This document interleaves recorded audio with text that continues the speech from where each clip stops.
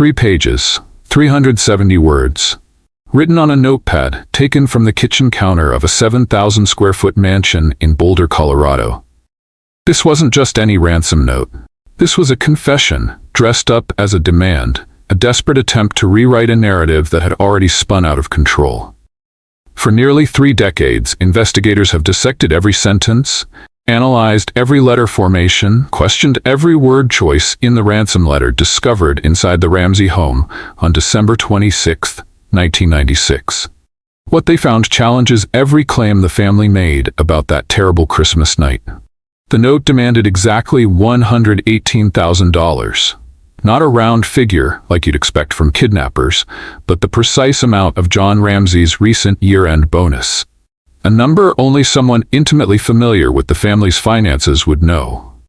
The note was composed using materials from inside the residence, a notepad from the kitchen, a pen from the counter, with abandoned first attempts still remaining in that same notepad.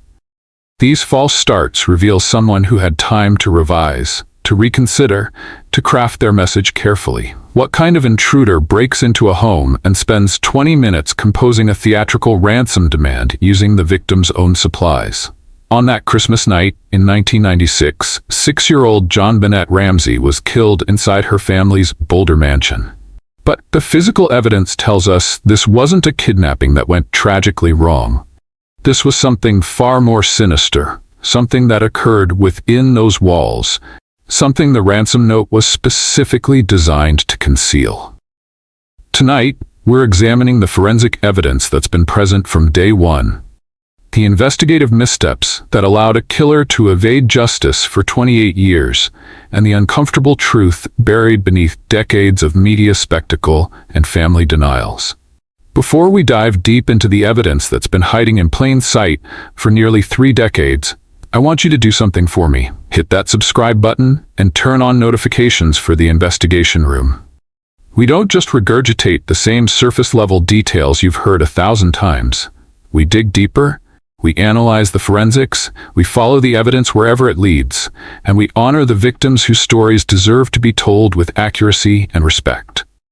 This channel exists because cases like JonBenét's demand more than sensational headlines. They demand thorough investigation. Drop a comment right now telling me where you're watching from, and as we go through this evidence together, I want to know, what's your theory on who wrote that ransom note? Because by the end of this investigation, you might change your mind. Now, let's examine the evidence that investigators have been grappling with since December 26, 1996. Boulder, Colorado. Christmas, 1996. From the outside, the Ramsey family embodied the American dream in its most glamorous form. John Ramsey had built Access Graphics from a modest beginning into a billion-dollar technology distribution company. His success was the stuff of entrepreneurial legend, a self-made millionaire who'd reached the pinnacle of corporate achievement. Patricia "Patsy" Ramsey brought her own accomplishments to the marriage. The former Miss West Virginia 1977, she'd competed on national stages and understood the world of performance, presentation, and pressure. She'd taken that competitive spirit and channeled it into creating what appeared to be the perfect family. Their children seemed to complete the picture. Burke, 9 years old, was quiet and introspective, interested in computers, video games, and his elaborate model train setup in the basement. And then there was JonBenét, 6 years old, a child beauty pageant sensation who'd accumulated an impressive collection of titles: Little Miss Colorado, Colorado State All-Star Kids Cover Girl, America's Royale Miss. The family's Tudor-style mansion on 15th Street stood as a monument to their success. 7,000 square feet spread across 3 floors, with an additional basement level that featured multiple rooms, winding corridors, and storage spaces that would later become crucial to understanding what happened that Christmas night. To their neighbors and friends, the Ramseys represented aspirational living. Wealth, beauty, accomplishment, and apparent happiness all wrapped together in one photogenic package. But inside that mansion, behind the perfectly decorated rooms and the carefully curated public image, something was building toward a catastrophic breaking point. JonBenét's involvement in beauty pageants had started when she was barely out of toddlerhood. By 6 years old, she'd been performing for judges for half her life. The videos from these competitions show a child who seemed to genuinely love the spotlight, smiling, dancing, singing, working the stage with surprising confidence for someone so young. Yet there was an uncomfortable edge to these performances that many observers couldn't ignore. The makeup transforming a kindergartner's face into something far more adult. The evening gowns and swimsuit competitions, the choreographed routines that mimicked adult beauty pageants in miniature. Critics questioned whether this was healthy childhood activity or something darker, the sexualization of a child for adult entertainment. At High Peaks Elementary School, JonBenét's teachers described a different girl than the one captured in pageant footage. She was energetic, yes, but also fairly typical. She had friends, she enjoyed reading, she was learning piano and violin, she was preparing for the upcoming children's Christmas program at their Episcopal church. She was, by most accounts, a normal 6-year-old who happened to spend her weekends competing in pageants, while her weekdays were filled with school, music lessons, and play dates. Burke inhabited a different world than his sister. While JonBenét performed under stage lights, Burke preferred the solitude of his basement train room, or the glow of a computer screen. Their sibling relationship was typical, sometimes playing together, sometimes fighting, sometimes coexisting in separate spheres within the same large house. John remained focused on his business empire. Access Graphics had just achieved billion-dollar revenue status, a milestone that consumed his attention and required frequent travel. When home, he was present, but somewhat distant, a provider more than an active participant in the daily minutiae of family life. Patsy orchestrated everything. She managed the household, coordinated JonBenét's pageant schedule, organized social events, maintained their church involvement, and ensured the family projected success and stability to their Boulder community. To the outside world, they'd achieved something rare. Wealth without ostentation, success without arrogance, family happiness that seemed genuine. But on December 25, 1996, that carefully constructed image would begin to crumble in ways that would expose secrets, lies, and a truth so disturbing that 28 years later, we're still trying to understand exactly what happened inside that house. Christmas morning 1996 began exactly as you'd expect in the Ramsey household. Presents under the tree, excited children, the comfortable chaos of unwrapping gifts and playing with new toys. JonBenét received a bicycle she'd been hoping for. Burke got various games and electronics. The morning unfolded with the relaxed happiness of a family with nowhere urgent to be. John spent part of the day making arrangements for their upcoming trip. The plan was to fly out the next morning, December 26th, on John's private plane, heading first to their vacation home in Charlevoix, Michigan, where they'd meet extended family, then continuing to Florida for a Disney cruise. It was an extravagant holiday plan, the kind of vacation that John's business success had made routine. That afternoon, the family attended a Christmas gathering at the home of Fleet and Priscilla White. The Whites were close friends, their children similar in age to Burke and JonBenét, and the two families had developed the easy intimacy that comes from shared values, similar lifestyles, and genuine affection. According to everyone who attended that Christmas party, nothing seemed unusual about the Ramseys that evening. They appeared relaxed, cheerful, engaged. JonBenét played with the other children. Burke spent time on a Nintendo game with Fleet White Jr. The adults exchanged gifts, shared conversation, enjoyed the holiday spirit. The party was normal, comfortable, a typical Christmas celebration among friends who had no reason to think this would be the last time they'd see the Ramsey family as they knew them. The Ramseys left around 9 in the evening. The drive home was short, just a few minutes through quiet Boulder streets. Both John and Patsy would later tell investigators that Burke and JonBenét had fallen asleep during that brief car ride. Here's where the family's account starts to fracture. John claimed he carried JonBenét inside and up to her second-floor bedroom, placing her on the bed still wearing the outfit she'd worn to the party. A red turtleneck under a white shirt with black velvet pants. Patsy said she checked on her daughter around 10 o'clock. Everything was fine. But when JonBenét's body was discovered the next day, she was wearing completely different clothing, a white Gap shirt and white long underwear. When had she changed? Who changed her? If she'd been asleep, as her parents claimed, how did she end up in different clothes? This discrepancy has never been adequately explained by the family. According to the Ramseys' timeline, everyone was in bed by 10 that evening. Burke in his second-floor bedroom, John and Patsy in their third-floor master suite, JonBenét asleep in her room. The house settled into what should have been peaceful Christmas night silence. But the physical evidence tells a different story. Sometime between 10 o'clock and midnight, JonBenét ate fresh pineapple. We know this because partially digested pineapple was found in her stomach during the autopsy. Pineapple that, based on digestion rates, she'd consumed within an hour or two of her death. Yet her parents insisted she'd gone straight to bed without eating anything. They claimed she never woke up. So how did fresh pineapple end up in her stomach? The next morning, investigators would find a bowl of pineapple on the kitchen table, fresh chunks with a serving spoon, and on that bowl were fingerprints. Not JonBenét's fingerprints, but Burke's and Patsy's. This single detail, this bowl of pineapple with the wrong fingerprints, would become one of the most significant pieces of evidence in the entire case. It proved the family's timeline was fabricated. It proved JonBenét was awake and downstairs after returning home from the Christmas party. It proved that whatever the parents claimed happened that night, they weren't telling investigators the complete truth. And it raised a question that has haunted this case for 28 years. What else were they lying about?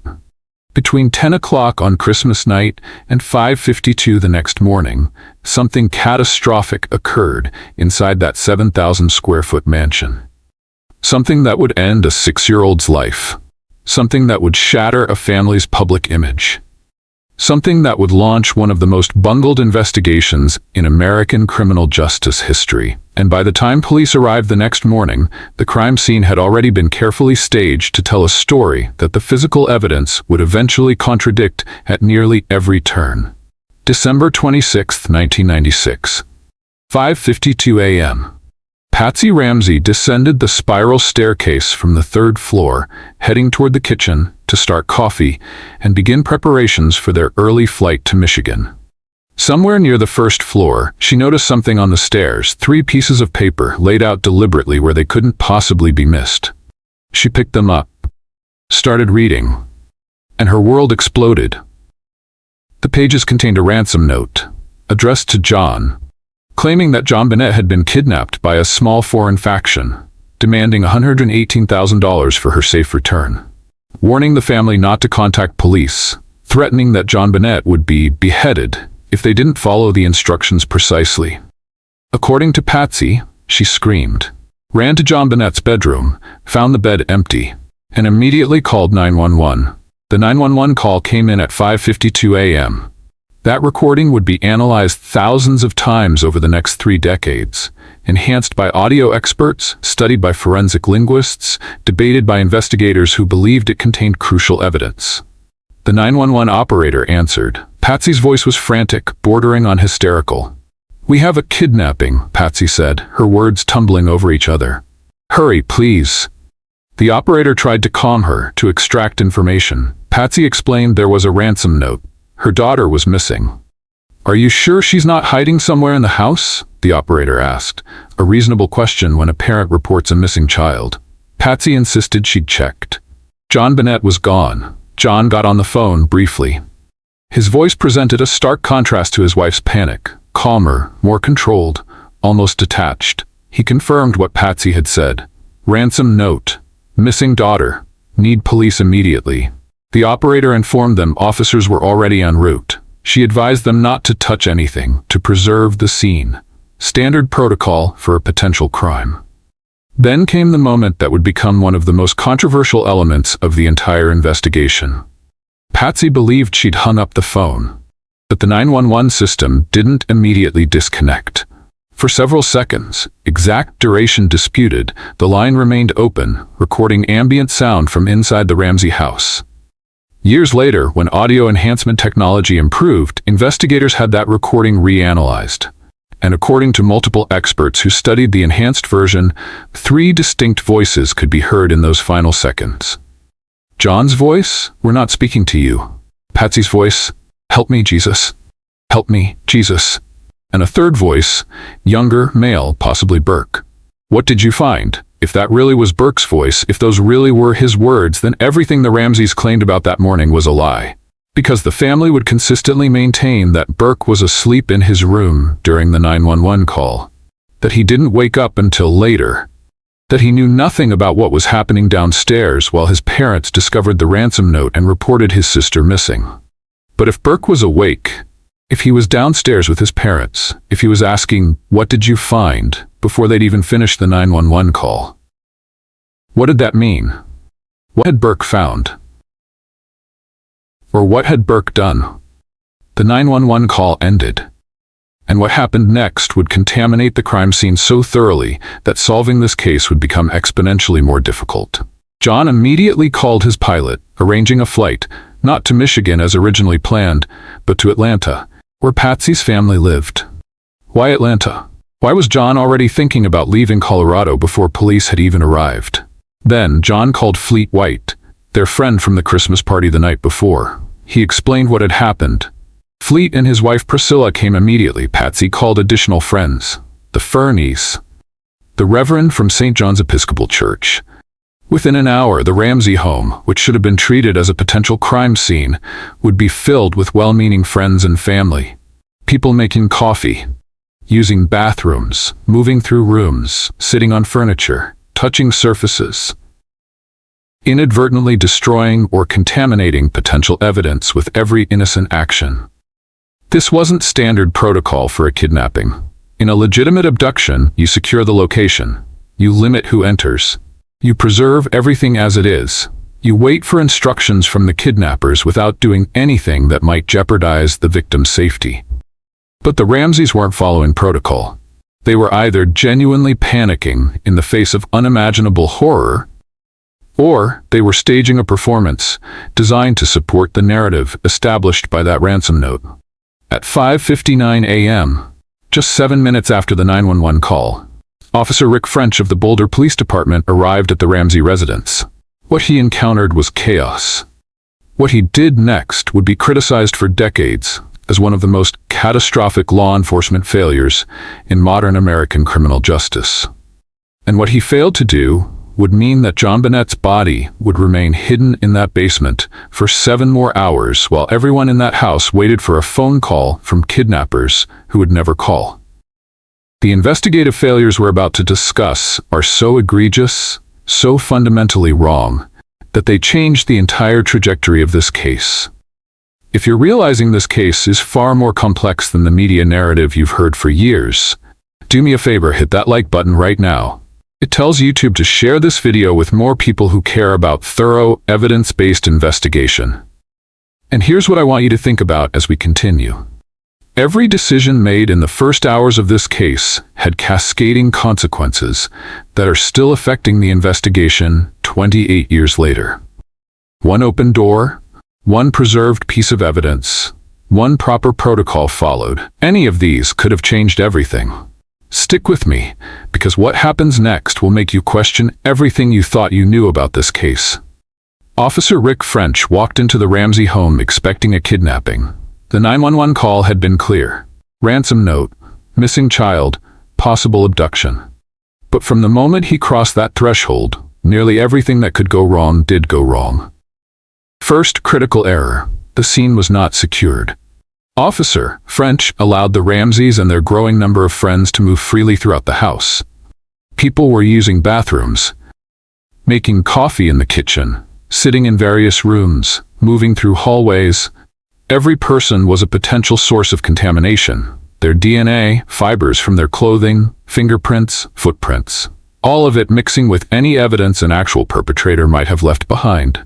In any potential crime scene, the absolute first priority is preservation. You limit access immediately, you control movement, you document everything before it's disturbed. None of that happened in the Ramsey home that morning. Detective Linda Arndt arrived around 8:10 a.m. She was alone. Backup was inexplicably delayed. The Boulder Police Department, a relatively small force in an affluent college town, had limited experience with major crimes. They were not prepared for what was unfolding. By mid-morning, more than a dozen people had moved through that house. Fleet and Priscilla White, John and Barbara Fernie, Reverend Roll Haverstock from the family's church. Each person well-meaning, trying to help, and completely unaware they were potentially destroying evidence with every step. Officer French did conduct a search of the residence. He moved through the first floor, the second floor, then descended into the basement, a complex layout with multiple rooms.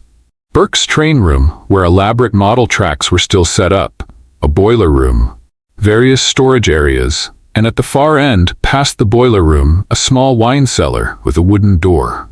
Officer French approached that door. He tried the handle.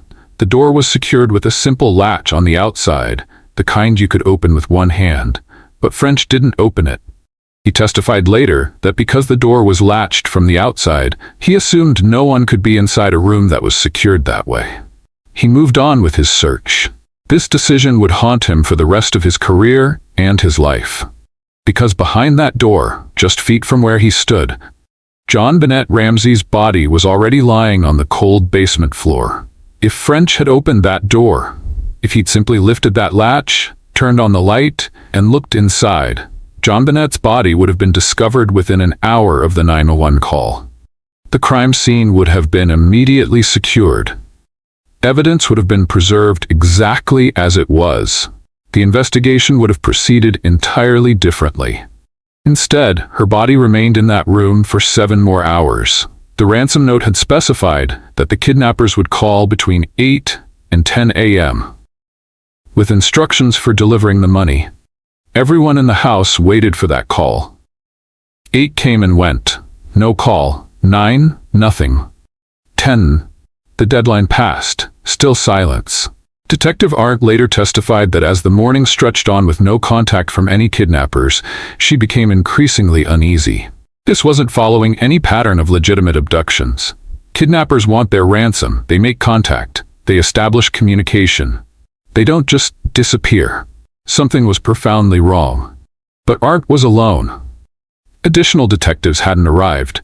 FBI kidnapping specialists hadn't arrived. She was one detective in a house full of people, trying to manage a situation spiraling further out of control with every passing hour. At approximately 1 p.m., more than 7 hours after the 911 call, Detective Arndt made a decision that would finally break the case wide open, though not in any way she anticipated. She told John Ramsey and Fleet White to search the house again. Top to bottom, look for anything unusual, anything out of place. Anything that might provide a clue about where JonBenét was or what had happened to her. John and Fleet descended into the basement. They checked Burke's train room. They examined storage areas. They looked at a broken basement window. John mentioned he'd broken it months earlier when he'd been locked out. Then John walked to the far end of the basement, to that wine cellar door. The door Officer French had found latched that morning. John reached for the latch, opened it, stepped inside, turned on the light, and he screamed. "Oh my God! Oh my God!" Fleet White heard the scream and ran to the doorway. There, on the floor of that small room, was JonBenét. She was lying on her back, wearing a white Gap shirt and white long underwear. Not the clothing her father claimed she'd been wearing when he'd carried her to bed the night before. White cord was wrapped around her neck, fashioned into a garrote using a broken paintbrush handle, twisted into it as a tightening mechanism. The cord had been pulled so tight it had created a deep furrow in her neck. Duct tape covered her mouth. Her hands were loosely bound above her head with more white cord. A white blanket had been placed over her body. John Ramsey did what any father would instinctively do in that moment of horror. He tore the duct tape from her mouth. He untied her hands. He picked up his daughter's body and carried her upstairs. This natural human reaction destroyed critical evidence. The position of the body, the arrangement of items in the room, trace evidence on her clothing, the tape that might have preserved the killer's DNA. All of it was compromised the instant John moved her.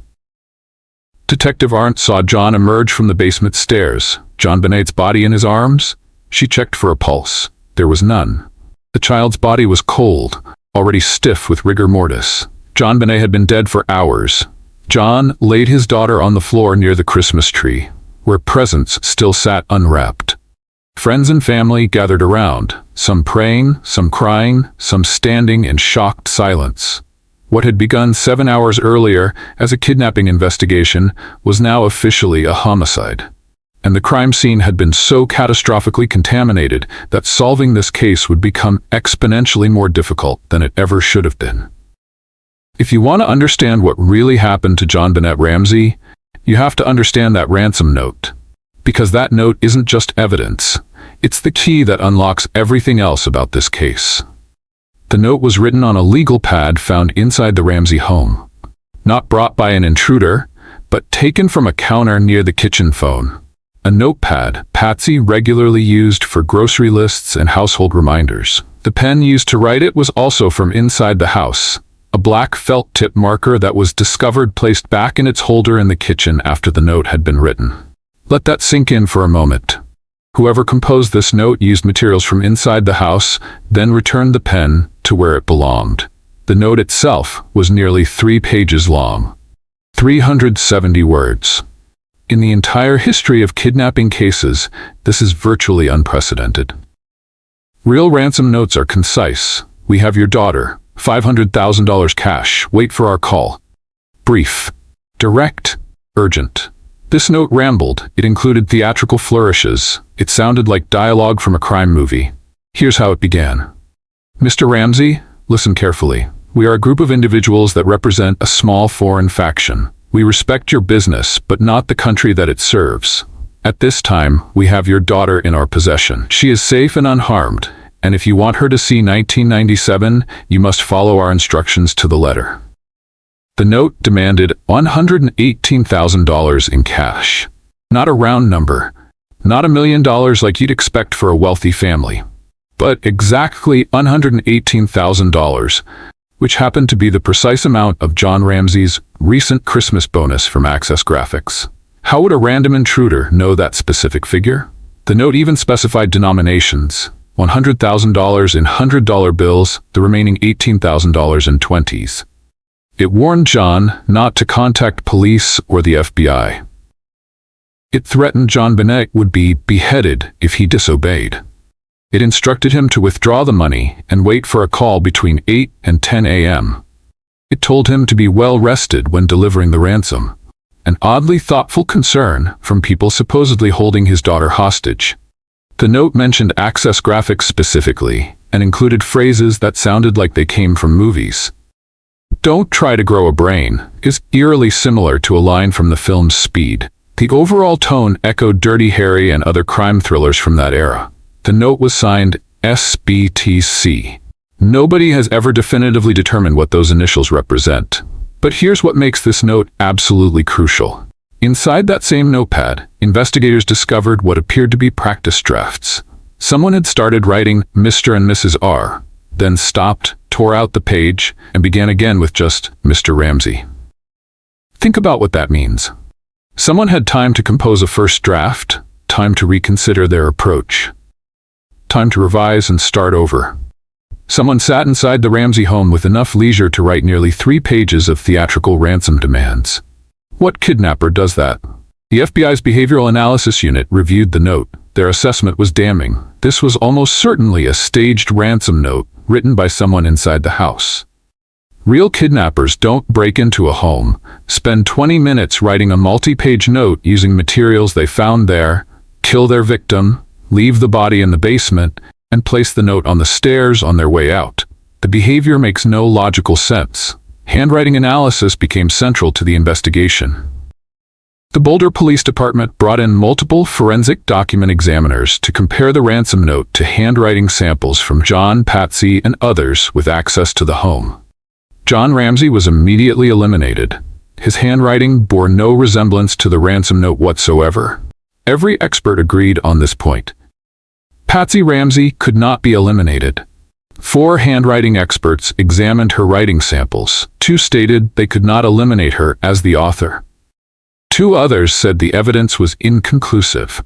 Nobody could definitively say Patsy wrote the note, but nobody could definitively say she didn't. The similarities were striking, the way certain letters were formed, the lowercase a written in a particular style. The way letters connected, the spacing, the margins.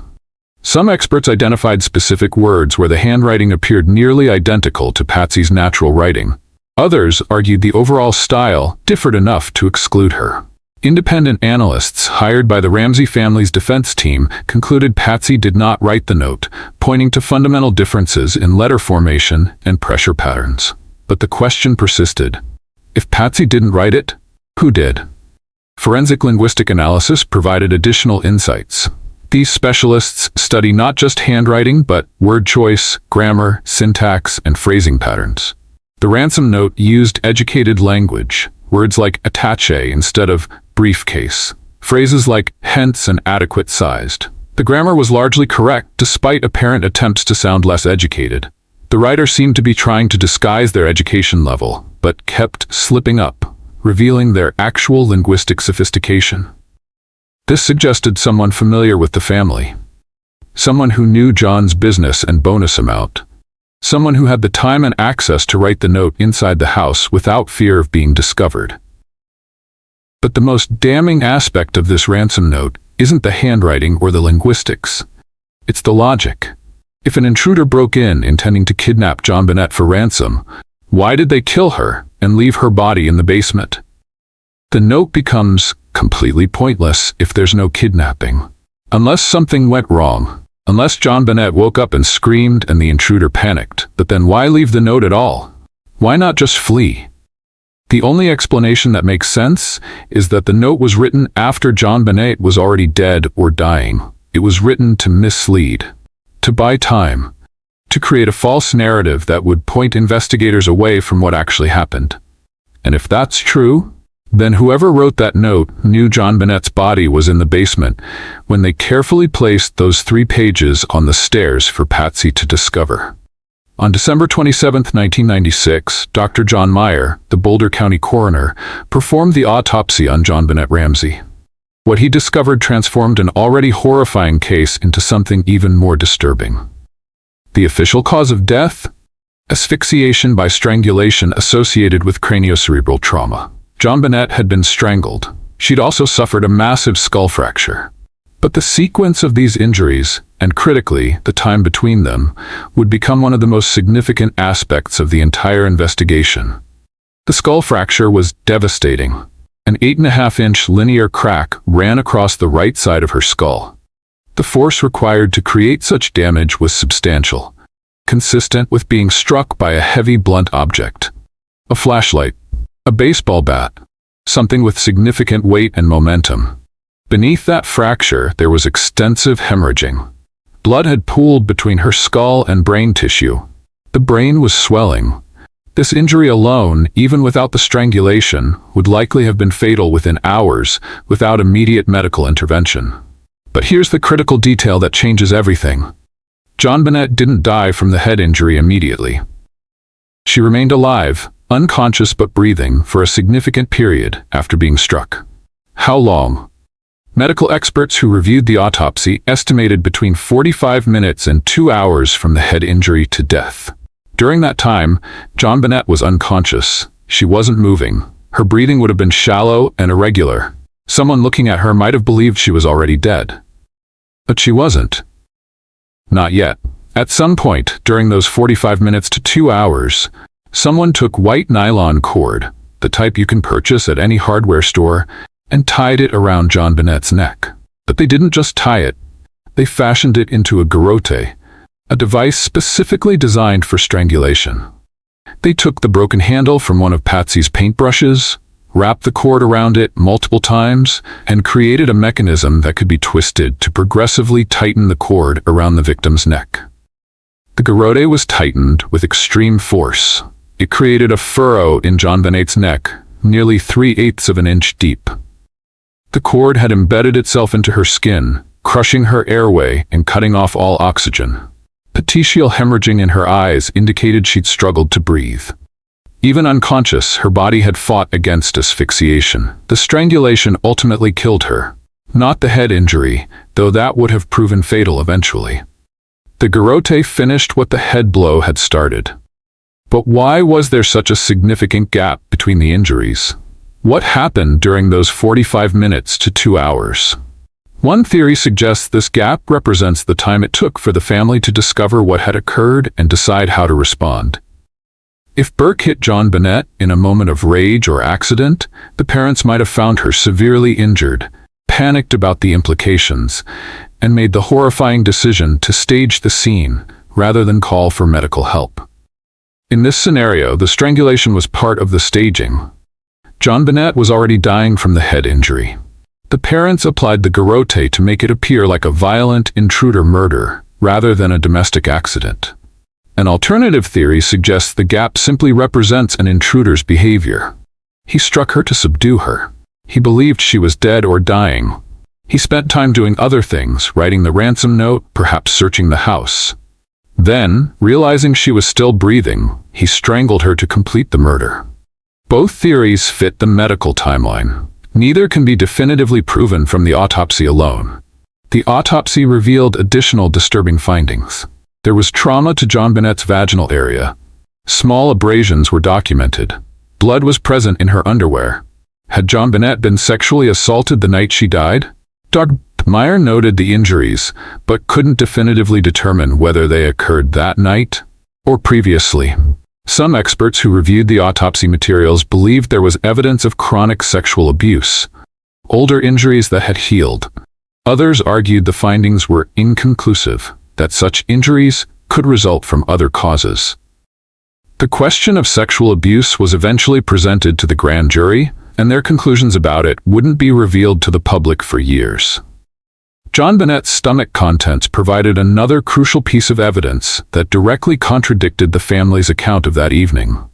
Partially digested pineapple was found in her stomach and upper intestine.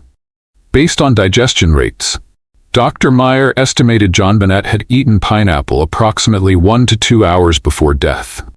If the estimated time of death fell between midnight and 2 a.m., then JonBenét consumed pineapple sometime between 10 p.m. and midnight. But her parents insisted she'd fallen asleep in the car coming home from the Christmas party and had gone straight to bed without eating anything.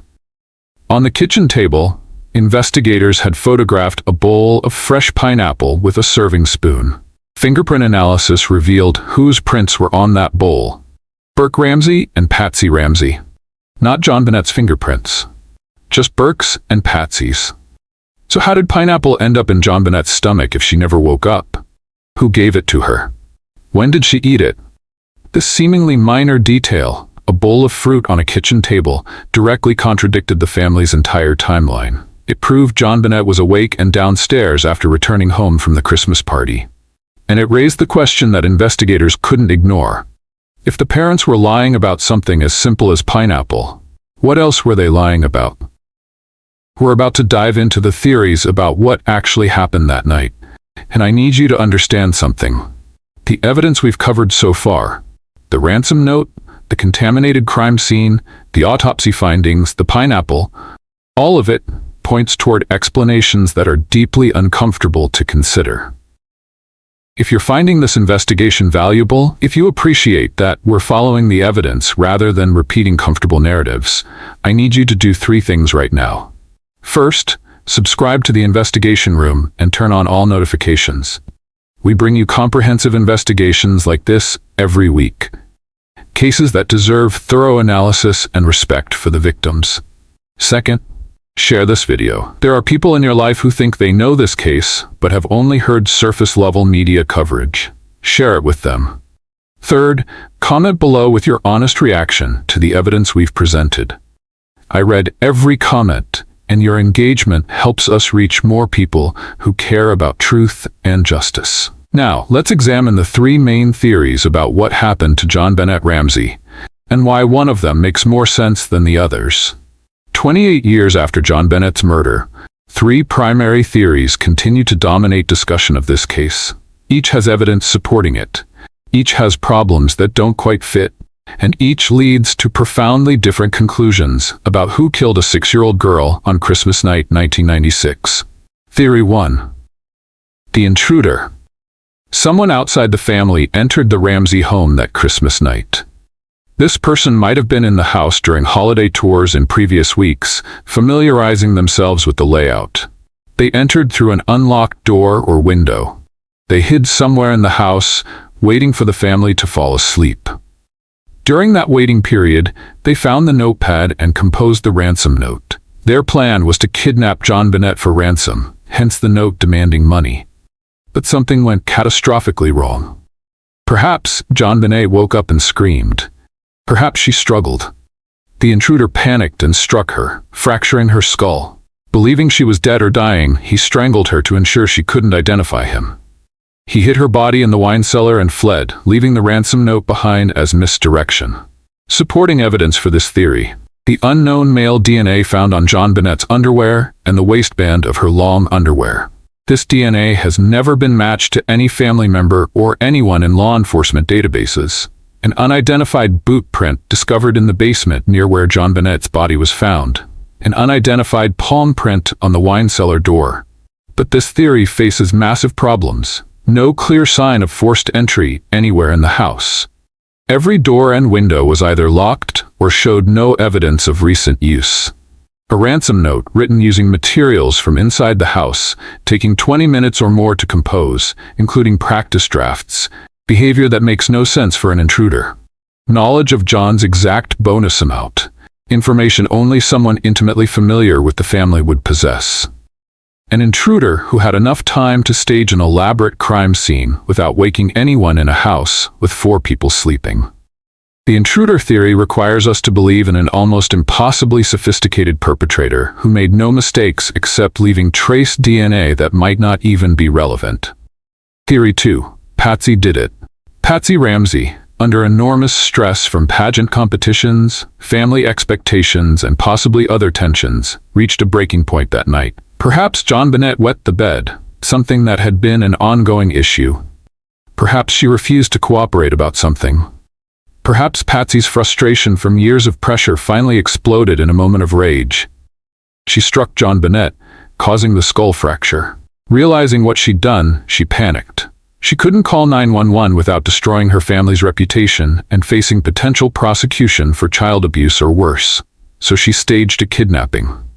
She had all night to compose the ransom note, explaining why it's so long and includes practice drafts. She applied the garrote to make it look like a violent intruder murder. She hid the body in the wine cellar.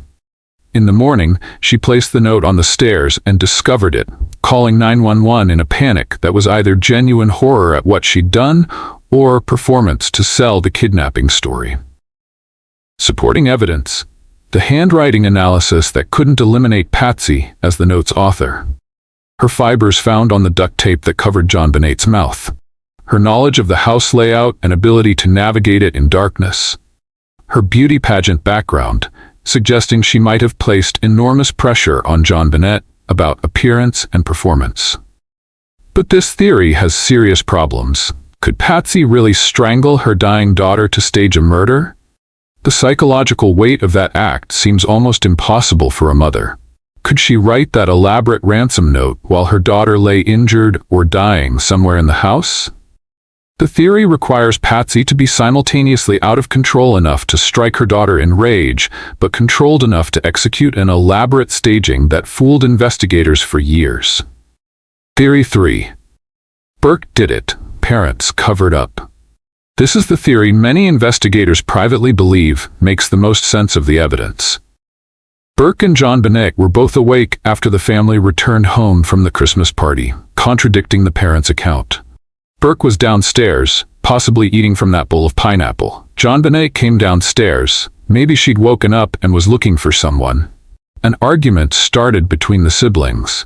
Perhaps she took some of his pineapple. Perhaps it was about a toy. Perhaps it was typical sibling conflict that suddenly escalated.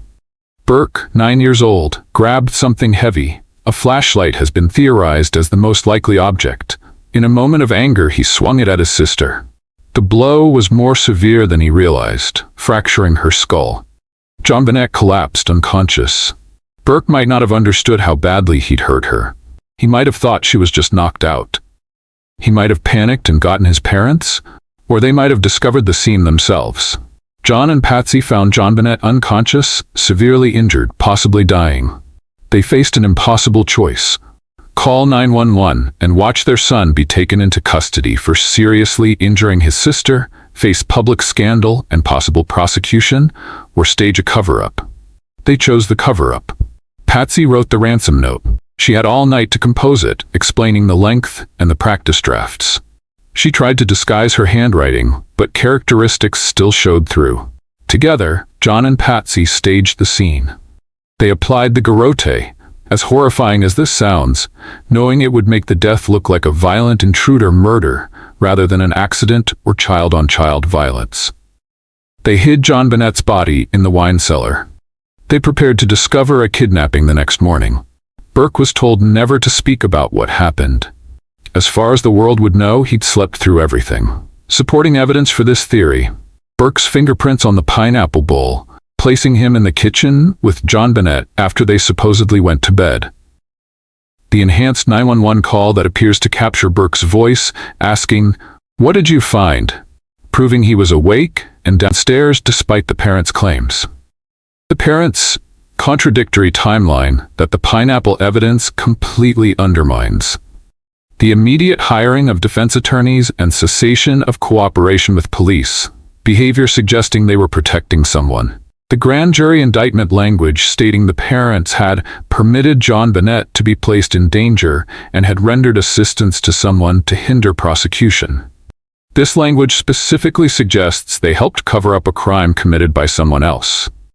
Burke's unusual affect in interviews, appearing unconcerned, almost cheerful when discussing his sister's death.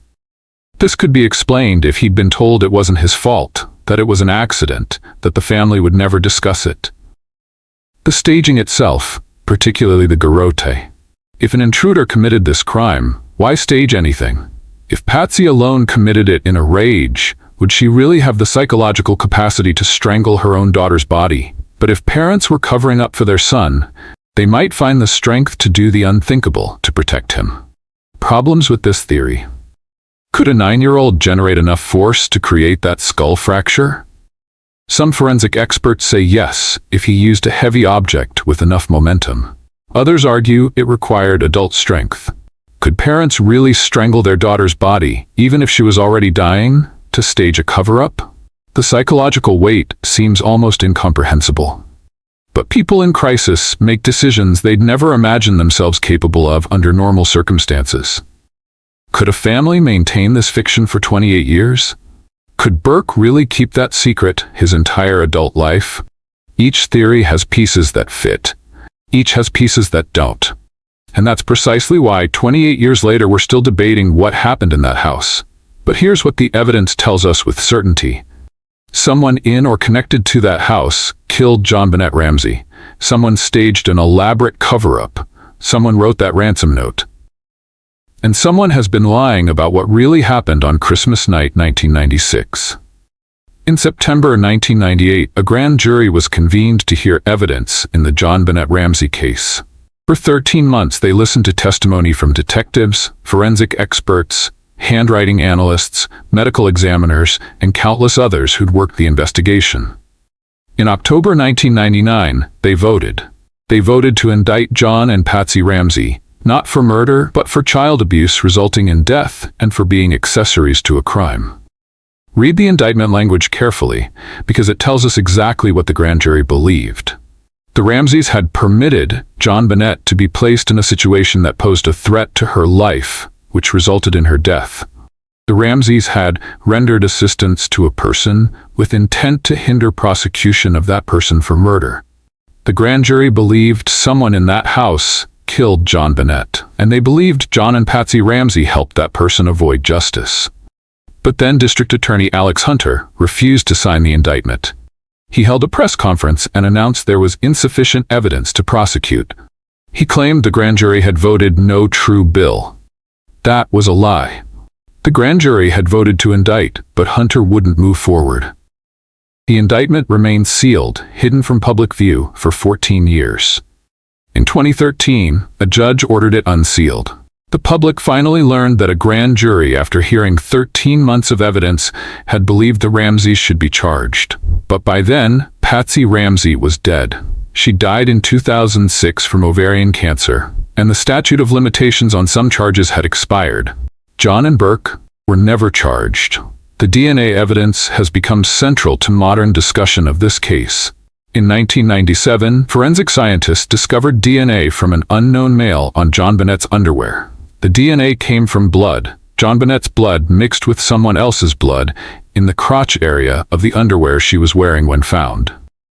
This DNA was tested and entered into CODIS, the FBI's DNA database. No match was found. It didn't belong to anyone in the Ramsey family or anyone in law enforcement databases. For years, some investigators dismissed this DNA as potentially irrelevant, possibly from manufacturing, from handling before purchase, from innocent transfer at some point before December 26th. But in 2003, new technology called touch DNA emerged. This technique extracts genetic material from tiny amounts of skin cells left when someone touches an object. Investigators used touch DNA to test the waistband of the long underwear JonBenét was wearing. They found male DNA on the waistband that appeared to match the unknown male DNA from the underwear. Finding the same unknown male DNA in two locations on two separate items of clothing made it much less likely this was innocent manufacturing contamination.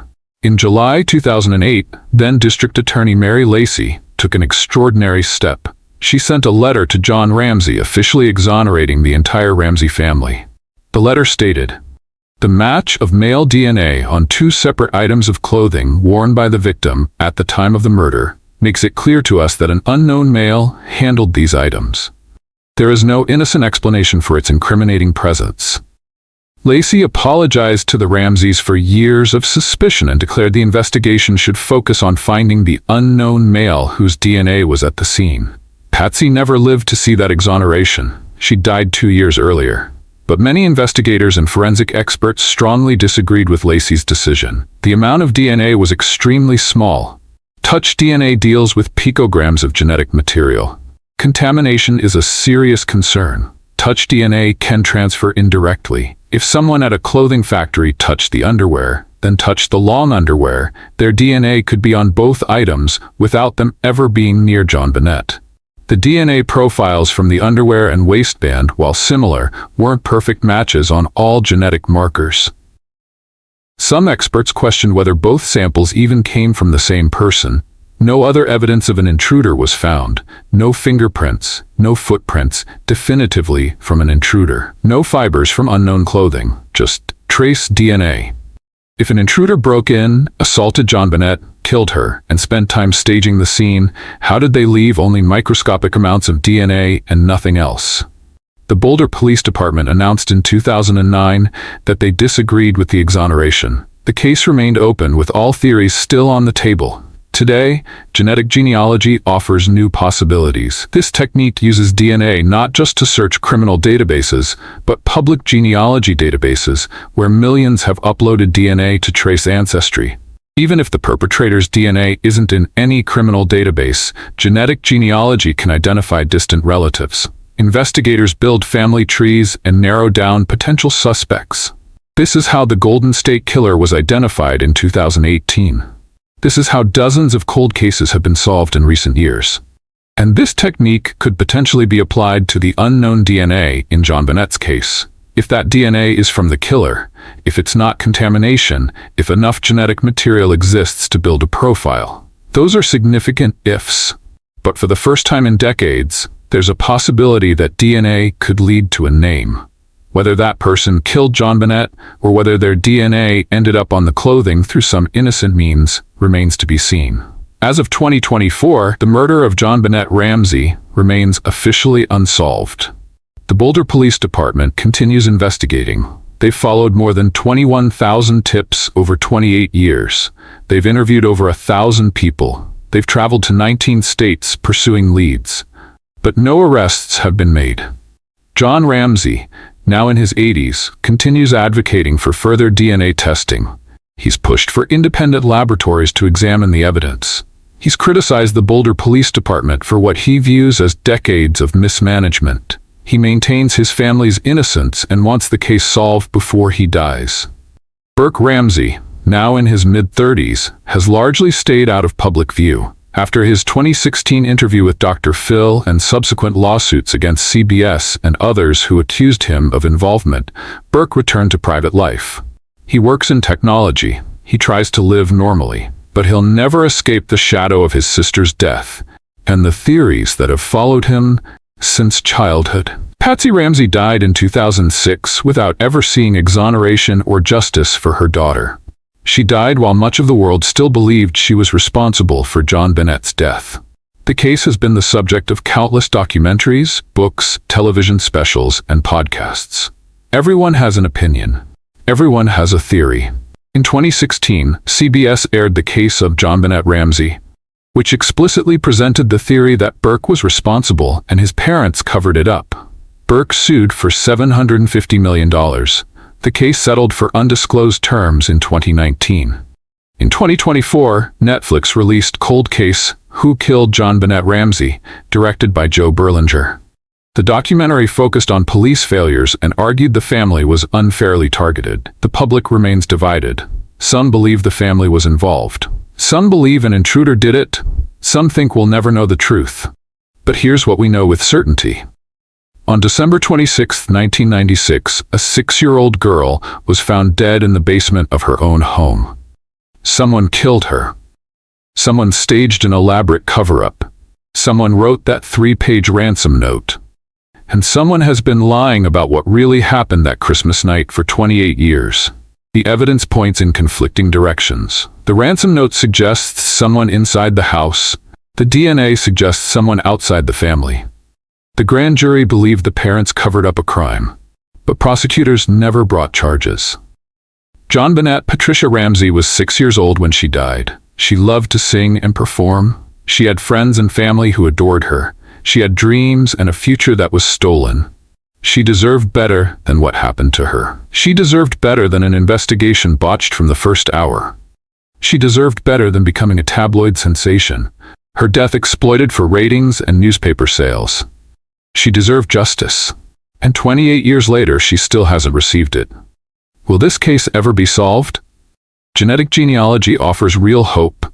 If that unknown DNA belongs to the killer, we might finally get a name. But even then, proving that person was in the house that night, proving they committed the murder, will be extraordinarily difficult after nearly 3 decades. The crime scene was contaminated, evidence was compromised, witnesses have died, memories have faded. Justice delayed doesn't have to mean justice denied, but sometimes delay makes justice impossible. What do I think happened? After examining all the evidence, the ransom note that makes no sense for an intruder, the pineapple that proves the family lied about the timeline, the grand jury indictment suggesting a cover-up, Burke's fingerprints and the enhanced 911 call, I believe the evidence points most strongly toward the third theory. I believe something happened between Burke and JonBenét that night. I believe their parents discovered it and made a catastrophic decision to protect their son rather than seek help. I believe Patsy wrote that ransom note. And I believe the family has maintained that fiction for 28 years. But I could be wrong. The DNA evidence might prove me wrong. New evidence might emerge that changes everything. That's the nature of cold cases. We follow the evidence as far as it leads. We draw conclusions based on what we know, but we acknowledge that absolute certainty is often impossible. What I know for certain is this: JonBenét Ramsey deserved better. Her case deserved better.